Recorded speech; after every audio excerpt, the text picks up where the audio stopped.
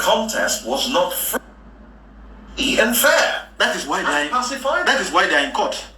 That is why they are in court. It is the court that will make a pronouncement.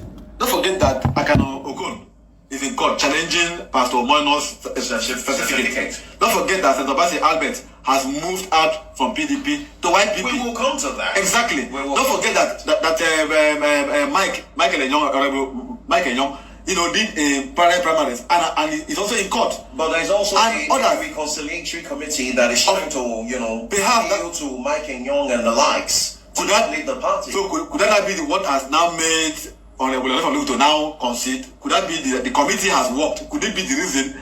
That's what I'm saying. There is need for politicians to fight and know that there is tomorrow.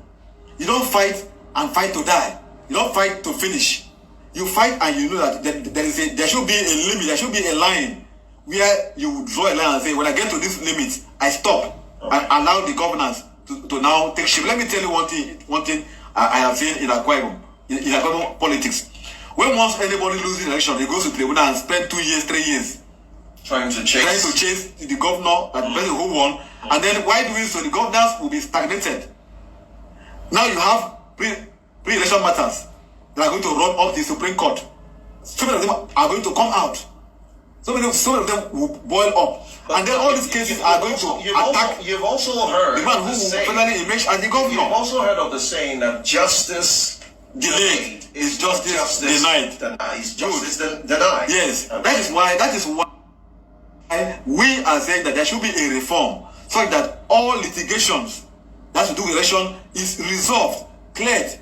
The court becomes clear before you have the governor-elect sworn in. Okay. And so doing, nobody is sworn in to use the state fund and the state apparatus to prosecute election matters in court. Okay, well, perhaps, hopefully one day, pretty soon, we'll get the opportunity to speak with the man himself. We'll try our best possible, see how we can drag him here and hear from him. Because, he's been very, very silent. The argument... Silence has been very, very loud. Yes, the argument I have heard is people are saying, why must it be at the traditional father's palace? Why must it be the Oku Ibom that will be the one to initiate the peace? Why must it be...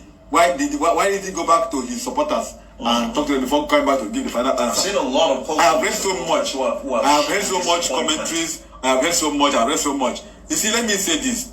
The traditional institution is supposed to be, and it is, the palace of peace, where peace reigns.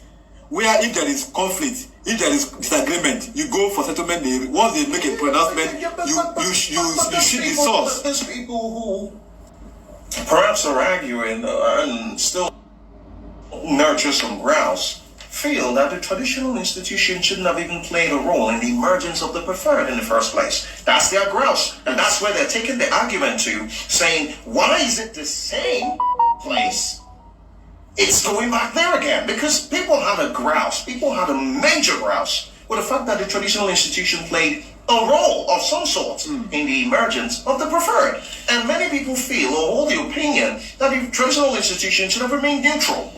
I think I was able to talk about this matter when it came up, and I told you I have been in the traditional institution for more than 3 years now. You hold the title of the Tuekong, which is a warrior for the Ibibios. And so when I speak the minds of the traditional institution, especially because I live with the royal fathers in the state. I know their heartbeat, I know their pulses, I know their challenges, I know what they pass through. These royal fathers are not descended from heaven.